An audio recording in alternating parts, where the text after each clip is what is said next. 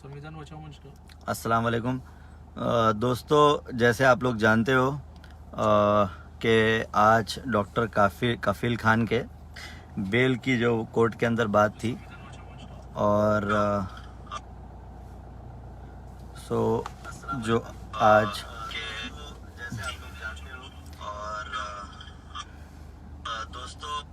तो जैसे आप लोगों को पता है कि आज डॉक्टर कफील के आज बेल का था और उसको आगे बढ़ा दिया गया है। मैं आप सब लोगों से आज बात करने आया हूं। सबसे पहली बात मैं इसमें कहना चाहूँगा कि आप लोग हिम्मत ना हारें। हमें डॉक्टर बाबा साहेब के जो संविधान और जो कॉन्स्टिट्यूशन है हमारा, उस पर पूरा भरोसा है। आज भले ही सरकार जो सरकार बनी है, एक संघी और एक मनुवादी सरकार है जो देश को चला रही है। ये सरकार ने संविधान को लगातार चोट पहुंचाई है और डॉक्टर कफील, जो कि जैसे कि आप लोग जानते हो कि एक निहायती अच्छे इंसान है, जिन्होंने कई बच्चों की जान बचाई। गोरखपुर में बीआरडी हॉस्पिटल के अंदर अपने जेब से पैसे खर्च करके ऑक्सीजन लाए, वहाँ बच्चों की जान बचाई। लेकिन योगी सरकार एक फासिस्ट सरकार है और एक हिंदुत्ववादी सरकार, फासिस्ट सरकार, जो सिर्फ इस वजह से क्योंकि डॉक्टर कफील खान ने उनको एक्सपोज कर दिया, उसकी वजह से उन लोगों ने डॉक्टर को फंसाया, 9 महीने तक जेल में रखा। उसके बाद 9 महीने के बाद उनको बेल मिली और बेल मिलने के बाद में जब हॉस्पिटल की इंटरनल रिपोर्ट आई, जब योगी सरकार की खुद की रिपोर्ट आई, तो रिपोर्ट के अंदर क्लियरली कहा गया कि डॉक्टर कफील की किसी भी तरह की कोई गलती नहीं थी।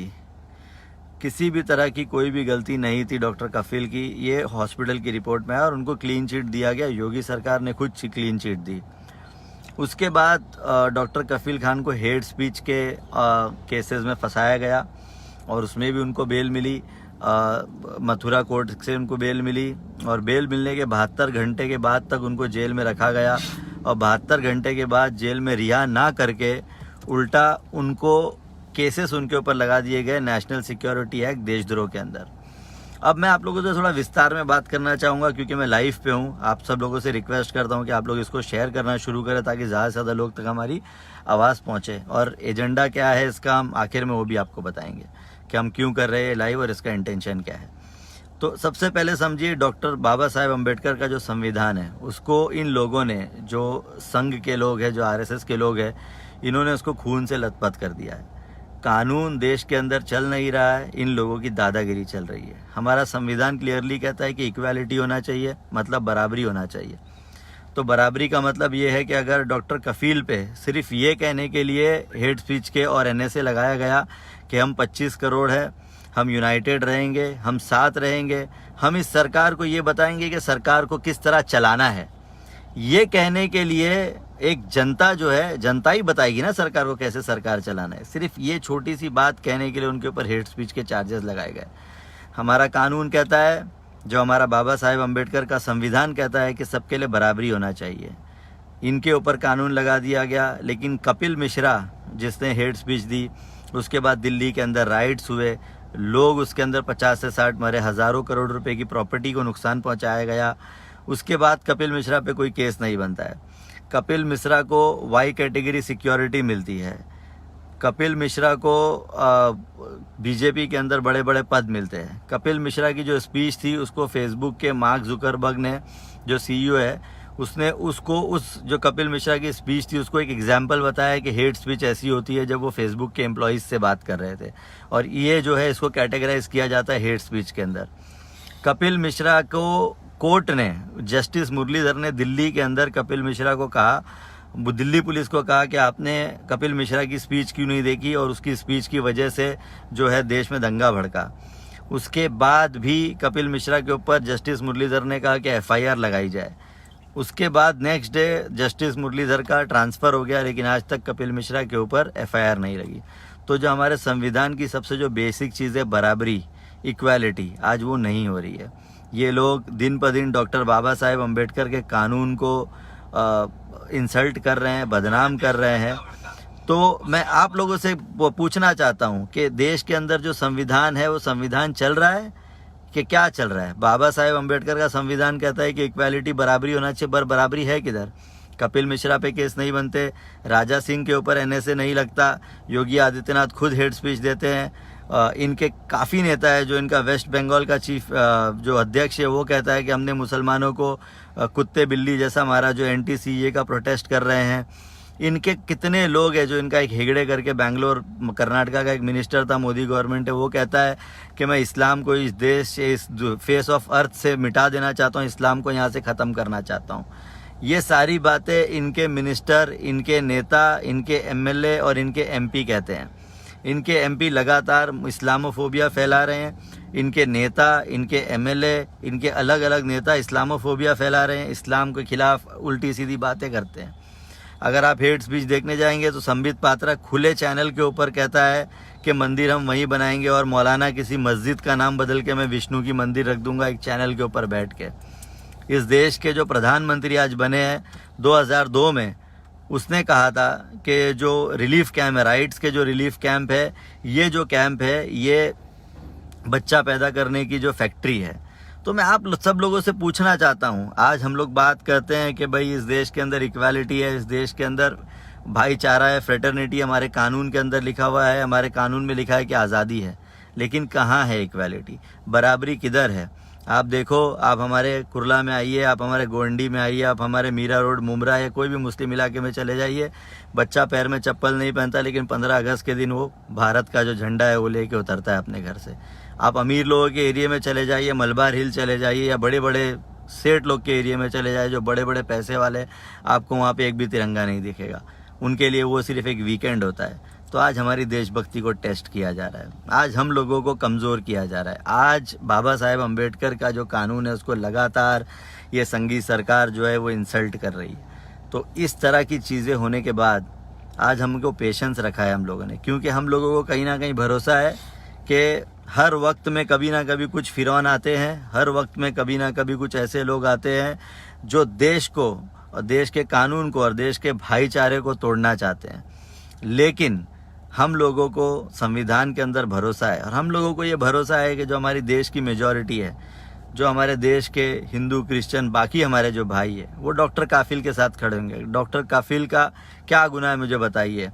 उनका क्या गुनाह है कि उन्होंने इतने सारे बच्चों की जान बचाई, अपने जेब से पैसा खर्च करके उन्होंने ऑक्सीजन लेके आए? उनका क्या गुनाह है कि वो अलीगढ़ में जाके उन्होंने एक स्पीच दिया जिसमें उन्होंने कहा कि हम यूनाइटेड रहेंगे और हम सरकार से सवाल पूछेंगे? तो आज जो हमारे देश की मेजॉरिटी है, मैं उनसे कहना चाहता हूँ, मैं मेरे सारे नॉन मुस्लिम भाइयों से कहना चाहता हूँ, मैं आपसे हाथ जोड़ के रिक्वेस्ट करना चाहता हूँ, अगर आप चाहते हो इस देश के अंदर भाईचारा बने रहे, अगर आप चाहते हो कि ये देश तरक्की करे, तो हम सबको साथ में मिल के इस फासिस्ट और आरएसएस और संघी सरकार से लड़ना पड़ेगा। क्योंकि अगर हम इनसे नहीं लड़ेंगे तो ये लोग देश को बर्बाद करेंगे। ये लोग 6 साल से हिंदू मुस्लिम को लड़ा रहे हैं, आगे भी ये वही करते रहेंगे। ये अगर 40 साल भी इक़्तिदार पे रहेंगे तो इनका यही काम रहेगा। बहुत रिक्वेस्ट करना चाहता हूँ कि आप लोग ज़्यादा से ज़्यादा तादाद में सोशल मीडिया पे लिखें, हिम्मत ना हारे, होप ना हारे। आप लोग ये नहीं सोचे कि आज बेल नहीं हुई तो नेक्स्ट टाइम भी नहीं होगी। सफूरा जरगर के मामले में भी हमारी सारी इत्तेहाद दिखा, हम लोगों ने बहुत मेहनत की, सोशल मीडिया पे लिखा, और ज़रूरत पड़ने पे, मैं आपको आज भी बता रहा हूँ, ज़रूरत पड़ने पे सोशल डिस्टेंसिंग के साथ रोड पे उतर के अगर प्रोटेस्ट करना पड़ा तो वो भी करेंगे, सोशल डिस्टेंसिंग का पालन करते हुए करेंगे। लेकिन मैं आप लोगों से अभी फ़िलहाल आज के लिए मैं ये रिक्वेस्ट करना चाहता हूँ कि आप लोग अपना होप और उम्मीद ना हारें, उम्मीद कायम रखें। सच जो है वो थोड़ा परेशान हो सकता है लेकिन कभी हार नहीं सकता। आप हमेशा याद रखें, ये देश हमारा है, देश किसी के बाप का नहीं है। ये मोदी और ये योगी और ये अमित शाह जैसे लोग बहुत आएंगे और बहुत जाएंगे, ये देश था और देश रहेगा। मुसलमान कभी मिटा नहीं है, मुसलमान कभी नहीं मिटेगा। डॉक्टर काफिल एक डॉक्टर है, आपको मैं बता दूं 135 करोड़ की हमारी जो जनता है उसके अंदर सिर्फ और सिर्फ 15 लाख डॉक्टर है। वो 15 लाख में से एक आदमी डॉक्टर काफिल है। इंडिया के जो टॉप अगर 25 पीडियाट्रिक निकालेंगे जो बच्चे के डॉक्टर होते हैं, उसके अंदर डॉक्टर काफिल एक है। तो आप लोगों से मैं रिक्वेस्ट करना चाहता हूँ कि आज 8 बजे ट्विटर के ऊपर, फेसबुक के ऊपर hashtag release doctor Kafeel, free doctor Kafeel करके जो हम एक ट्रेंड चलाने वाले हैं, आप सब लोग इसमें जुड़िए और इन लोगों को मुंह तोड़ जवाब दीजिए। हम लोगों को अपनी आवाज़ उठाना पड़ेगी। आज का जो यूथ है, जो यूथ समाज है, जो यंगस्टर है, उसको अपनी आवाज़ उठाना पड़ेगी। अगर हम लोग चुप बैठे रहे, हम लोग हिम्मत हार गए, तो ये लोग ऐसे ही हम नंगा नाच करेंगे देश के अंदर। हम लोगों को साथ में मिल के, सारे लोगों को साथ में मिल के, लाइक माइंडेड लोगों को साथ में मिल के लड़ना है। जो लोग ये कहते हैं कि जो हमारे देश का जो नॉन मुस्लिम समाज है वो उसको मोदी ने बेवकूफ़ बना दिया है, या फिर वो लोग सारे मोदी को सपोर्ट करते हैं, तो आप लोगों को थोड़ा आंकड़े देखने की ज़रूरत है। 37% लोग ने बीजेपी को समर्थन दिया था, 63% लोग ने बीजेपी के खिलाफ वोट दिया था, और मुसलमान सिर्फ 14% है इस देश के अंदर। तो आज भी मेजॉरिटी के अंदर जो मेजॉरिटी समाज है, 55, 50, 60% जो लोग वोट डालते हैं, वो लोग मोदी के खिलाफ वोट डालते हैं, वो लोग किसी ना किसी सेकुलर पार्टी को वोट डालते हैं। तो ये पैटर्न के थ्रू आपको मालूम पड़ेगा कि जो देश के अंदर जो सारा समाज है वो सब मिलजुल के हम लड़ेंगे। और अंबेडकर के, डॉक्टर बाबा साहेब अंबेडकर के कानून को ये लोग बार बार इंसल्ट कर रहे हैं, किसी डॉक्टर के ऊपर इतना ज़्यादा जुल्म कर रहे हैं। कल ये जुल्म जो वीडियो देख रहे हैं लोग, उनके साथ भी होगा, जो वीडियो शेयर कर रहे हैं उनके साथ भी होगा, और ये जुल्म लगातार बढ़ेगा। तो हम लोगों को इस जुल्म के खिलाफ आवाज़ उठाना पड़ेगी। हम लोगों को ये करना पड़ेगा कि हम सब मिलजुल के आवाज़ उठाएं, और डॉक्टर कफील के लिए आवाज़ उठाए, और जितने बच्चे जामिया के बंद है उनके खिलाफ, उनके लिए भी आवाज़ उठाए, उन सब के लिए आवाज़ उठाए, और हम हमारी आवाज़ का इत्तिहाद, यूनिटी रख के आवाज़ उठाए। और हम लोगों को हमेशा इस चीज़ को इस तरह से ले जाना है आगे कि एक डॉक्टर के ऊपर ये लोग इतना ज़्यादा जुल्म कर रहे हैं। एक डॉक्टर जिसने जो बच्चों के लिए फरिश्ता था उसके ऊपर जुल्म कर रहे हैं। तो आज रात 8 बजे आप लोगों से मैं रिक्वेस्ट करना चाहता हूं, अगर आपका ट्विटर आईडी नहीं तो ट्विटर आईडी बनाइए, आइए ट्विटर के ऊपर ट्रेंड कीजिए, और ट्विटर के ऊपर अपनी बातें रखिए कि ये जो संघी सरकार है ये हमको डरा नहीं सकती है, ये सिर्फ थोड़े वक्त तक हम लोगों को परेशान कर सकती है, लेकिन आज नहीं तो कल इसको जाना होगा। ये देश की 135 करोड़ जनता इसको धूल चटाएगी मोदी को, और मोदी को इक़्तिदार से हटाएगी। जो हिंदुओं को और जो नॉन मुस्लिम को गुमराह कर रहा है, और जो हिंदू मुस्लिम को लड़ाने की साजिश कर रहा है, इसको ख़त्म करेगी।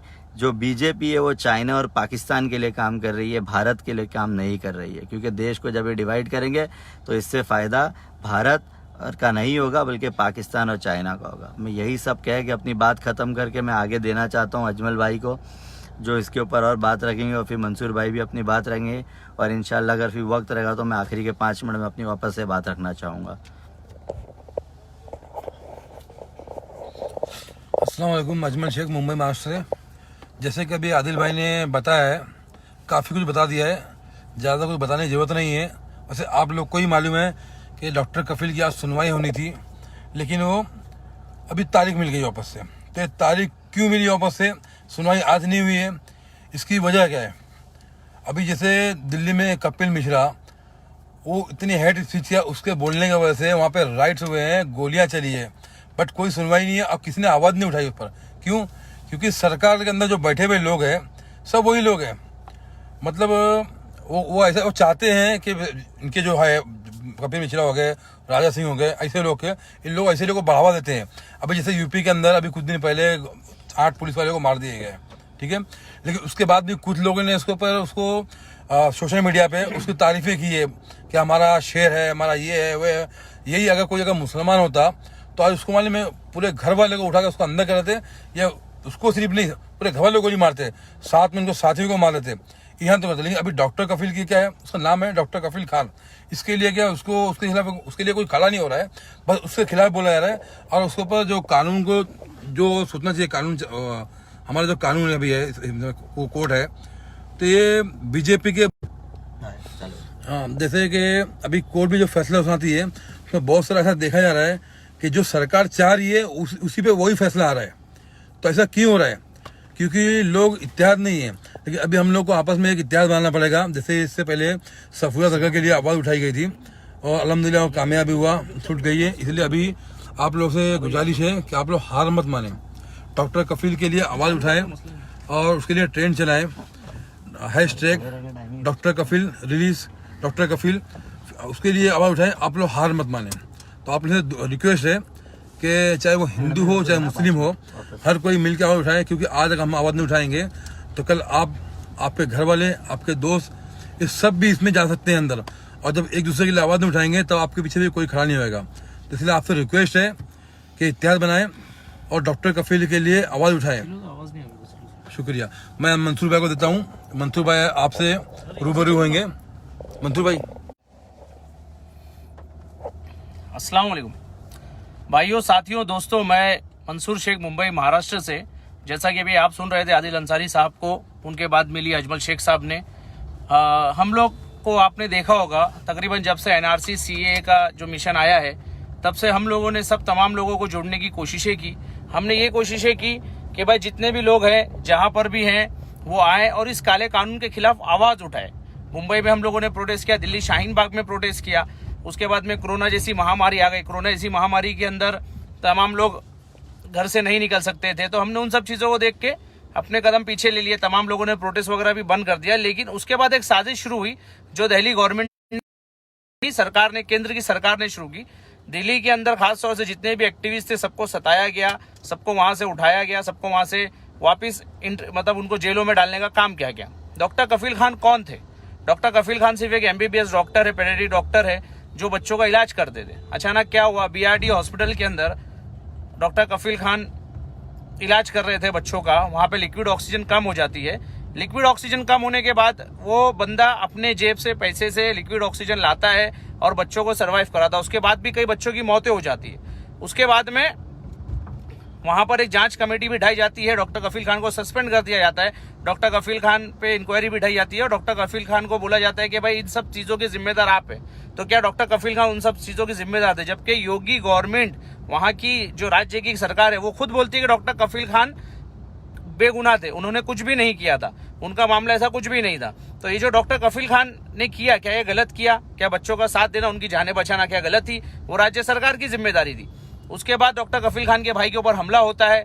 डॉक्टर कफील खान को मारने की साजिश रची जाती। जिस दिन आपको याद होगा उमर खालिद को जिस दिन हमला किया गया था, सेम दिन डॉक्टर कफील खान के ऊपर भी हमला किया गया था। तो ये क्यों हो रहा है? आज डॉक्टर कफील खान की क्या गलती है? उनकी क्या ये गलती है कि उन्होंने बच्चों के लिए ऑक्सीजन पहुंचाया? क्या उनकी गलती है कि गांव खेड़ों में, रूरल इलाकों में जाके उन्होंने बच्चों के लिए कुछ इंतजाम किया? क्या बच्चों के लिए उन्होंने मतलब तिब्बी इमदाद मुहैया कराई, उनको मेडिकल एड दिया? क्या ये उनकी गलती है? क्या डॉक्टर कफील खान की ये गलती है कि सीए और एनआरसी जैसे काले कानून के खिलाफ संवैधानिक तरीके से उन्होंने प्रोटेस्ट किया? तो ये आपको समझना होगा। और आज डॉक्टर कफील खान जेल के अंदर नहीं है, डॉक्टर कफील खान को अरेस्ट, आज ये मनुवादी और जनसंघी सरकार ने इस देश की सालमियत को जेल के अंदर डाला है, इस देश की जमहूरियत को जेल के अंदर डाला है। आपको ये समझना होगा, ये हमला सिर्फ डॉक्टर कफील खान के ऊपर नहीं है, ये हमला इस मुल्क की सालमियत और जमहूरियत के ऊपर है। क्योंकि ये जो लोग हैं, जो आरएसएस के दलाल है, जो जनसंघी और जो मनुवादी लोग हैं, ये नहीं चाहते हैं कि इस देश के अंदर जमहूरी निजाम चले। ये नहीं चाहते हैं कि इस देश के अंदर इनके खिलाफ आवाजें उठे। ये नहीं चाहते हैं कि इस देश में सच बोलने वाले डॉक्टर कफील खान के जैसे लोग हों। डॉक्टर कफील खान की क्या गलती है? क्या डॉक्टर कफील खान की ये गलती है कि डॉक्टर मुसलमान है? क्या डॉक्टर कफील खान की गलती है डॉक्टर एक ऐसे कम्युनिटी से आते हैं जिसके लिए कोई बोलने वाला नहीं है? कि हमारे लिए कोई बोलने वाला नहीं है? लेकिन हम सबको इत्तेहाद रखकर, हम सबको मिलकर, हम सबको एक दूसरे का साथ देकर, कंधे से कंधा मिलाकर खड़े होना होगा। कई हिंदू भाई भी हमारे जो हमारे साथ कंधे से कंधा मिलाकर खड़े हैं, उनका कहना यह है कि काला कानून उनको भी मंजूर नहीं है। तो ये कानून सिर्फ मुसलमानों के खिलाफ नहीं है, ये कानून उन तमाम लोगों के खिलाफ है जो इस देश में जमहूरी निजाम पर यकीन रखते हैं, उन जो लोग इस देश की डेमोक्रेसी को मानते हैं, जो लोग इस देश के अंदर मिलजुल के रहना चाहते हैं। लेकिन जो आरएसएस और इस तरह के लोग हैं, ये नहीं चाहते कि इस देश के अंदर हर कम्युनिटी के लोग मिलजुल कर एक साथ रहे। तो आपको याद होगा डॉक्टर कफील खान पे जो जुल्म हो रहा है उसके खिलाफ कई तरह से आवाजें उठ रही हैं, लोग उसके खिलाफ बोल रहे हैं, लोग काफी ज्यादा तादाद में उसके खिलाफ बोल रहे हैं। तो मैं सिर्फ आपको याद दिलाना चाहूंगा कि जिस तरह आपने देखा था कुछ दिनों पहले डॉक्टर सफूरा जरगर के लिए भी लोगों ने आवाज उठाई थी, हम लोगों ने भी आवाज उठाई थी। संविधान बचाओ मंच कुरला के जरिए अजमल शेख, मंसूर शेख, आदिल अंसारी और तमाम लोगों ने, बहुत से लोग जुड़े थे, सब लोगों ने आवाज उठाई थी, सब लोगों ने उसका जबरदस्त। उसके बाद अमेरिकन बार एसोसिएशन ने भी यूएनओ में अपील की थी डॉक्टर सफूरा जरगर के लिए, हमारी बहन जो प्रेग्नेंट थी। और देखा होगा कि किस तरह से तानाशाह जो बन के बैठे हैं, जो वक्त के फिरौन है, इन लोगों को झुकना पड़ा था घुटने के ऊपर। और डॉक्टर सफूरा जरगर की बेल हुई थी बाकायदा। तो इसके बाद में हमको अब यह है कि डॉक्टर कफील अहमद खान साहब के लिए आवाज उठाना है, क्योंकि डॉक्टर कफील अहमद खान को सिर्फ और सिर्फ इसलिए अरेस्ट किया गया है कि वो एक मजलूम इंसान है, उन्होंने लोगों का काम किया, वो डॉक्टर है, और कई लोगों को मतलब ऑक्सीजन बच्चों को पहुंचाया। CNRC में अलीगढ़ में एक स्पीच देने की वजह से उनको अरेस्ट किया गया, जबकि उस स्पीच में जैसे आदिल भाई ने बताया उन्होंने कुछ भी नहीं ऐसा बोला था जिससे कि इस देश की सालमियत और जमहूरियत पे आँच है या इस देश का कोई कानून उन्होंने नहीं तोड़ा था। लेकिन सिर्फ इसलिए उनको अरेस्ट किया गया क्योंकि डॉक्टर कफील अहमद खान ने CNRC के अंदर प्रोटेस्ट के अंदर हिस्सा लिया। तो ये आपको समझना होगा, ये जो सरकार है ये चाहती है कि भाई कोई भी इस तरह के प्रोटेस्ट में हिस्सा ना ले, कोई भी शख्स इस तरह के प्रोटेस्ट में हिस्सा ना ले। ये डॉक्टर सफुरा जरगर, डॉक्टर कफील अहमद खान, मीरान हैदर, खालिद सैफी, आसिफ तना और ऐसे कई लोगों को अरेस्ट करके जेल में इसलिए डाल रही है ताकि आइंदा दिनों में इस तरह के प्रोटेस्ट में कोई हिस्सा ना ले। ये इस तरह की मिसालें कायम करना चाहते हैं कि आइंदा लोग इस प्रोटेस्ट से बचे, इस प्रोटेस्ट में ना जाए। लेकिन ये हमारे ऊपर है, ये आवाम के ऊपर है कि आवाम इसका किस तरह से जवाब देती है। अगर हम इसका जवाब बहुत जबरदस्त तरीके से देते हैं, इसका जवाब जबरदस्त तरीके से हम देते हैं तो ये इनको घुटने पे टेकने पे मजबूर होगा और इनको हमको बताएंगे कि ये जो प्रोटेस्ट है ये प्रोटेस्ट किसी भी हद में खत्म नहीं होगा, ये प्रोटेस्ट इसी तरह चलेगा और ये प्रोटेस्ट जबरदस्त तरीके से चलते रहेगा। तो ये आप सोचिए कि ये प्रोटेस्ट नहीं खत्म होगा, ये प्रोटेस्ट इसी तरह से चलता रहेगा, ये प्रोटेस्ट खत्म नहीं होने वाला है। तो अब हमको ये करना है कि डॉक्टर कफील अहमद खान जिनको अरेस्ट किया गया है और जिनको बिला वजह सिर्फ और सिर्फ इस वजह से जेल के अंदर डाला गया है कि उन्होंने इसके अंदर प्रोटेस्ट लिया, इसके खिलाफ हमको आवाज उठाना पड़ेगा। संविधान बचाओ मंच के जरिए तमाम लोग आवाजें उठाए, हम लोग भी आवाज उठा रहे। संविधान के लिए, डॉक्टर बाबा साहब अम्बेडकर के कॉन्स्टिट्यूशन के लिए आवाज उठाइए। तो आज रात में 8 बजे से ट्विटर पर, फेसबुक पर, व्हाट्सएप पे, इंस्टाग्राम पे, जितने भी सोशल मीडिया हैंडल आप यूज करते हैं उस पे जाकर ट्वीट करें। खासतौर से ट्विटर यूज करने वाले जो फेसबुक यूज करने से मैं कहूंगा कि रात में 8 बजे से आप हैशटैग रिलीज डॉक्टर कफील खान, हैशटैग डॉक्टर कफील फ्री, हैशटैग फ्री डॉक्टर कफील, इस तरह के ट्रेंड्स चलाएं, इस तरह से उनको मतलब आगे बढ़ाएं। ट्विटर के ऊपर एक भौकाल ला दीजिए, एक तूफान मचा दिए सोशल मीडिया के ऊपर। आज कम से कम आप इतना तो कर सकते हैं कि डॉक्टर कफील खान के लिए आप इस तरह का कोई एक मूवमेंट चलाएं, इस तरह की कोई एक प्रोटेस्ट चलाएं। तो मैं तमाम लोगों से गुजारिश करूंगा कि आज रात में 8 बजे, ध्यान रखिए दोस्तों, आज रात में 8 बजे से ट्विटर, फेसबुक के ऊपर हैशटैग रिलीज डॉक्टर कफील खान आपको ट्रेंड करना है, हैशटैग फ्री डॉक्टर कफील ट्रेंड करना है। डॉक्टर कफील खान के बारे में जो भी आप लिखना चाहे वो लिखिए। याद रखिए ये लड़ाई आपकी मेरी नहीं है, ये देश की जमहूरियत के लिए लड़ाई है, देश के उन तमाम लाचार और मजलूम लोगों के लिए लड़ाई है जो आज बिला वजह जेल में अरेस्ट है। जय हिंद। दोस्तों, जैसा मंसूर भाई ने और अजमल भाई ने भी बताया कि आज हम लोग ये एक ट्रेंड चलाना चाहते हैं और मैं आप लोगों से चंद बातें करके इसको ख़त्म करना चाहूँगा अगले 2-3 मिनट में। सबसे पॉइंट नंबर 1 आप समझिए, जो कन्हैया कुमार है, कन्हैया कुमार के ऊपर भी देशद्रोह के चार्जेस इन लोगों ने लगाए थे। चंद्रशेखर आज़ाद के खिलाफ भी इन्होंने देशद्रोह के चार्जेस लगाए थे और ये लोग ने बहुत सारे जो यलगार परिषद के जो लोग थे, एक्टिविस्ट थे, जो दलित एक्टिविस्ट थे, उनके ऊपर भी केसेस लगाए थे।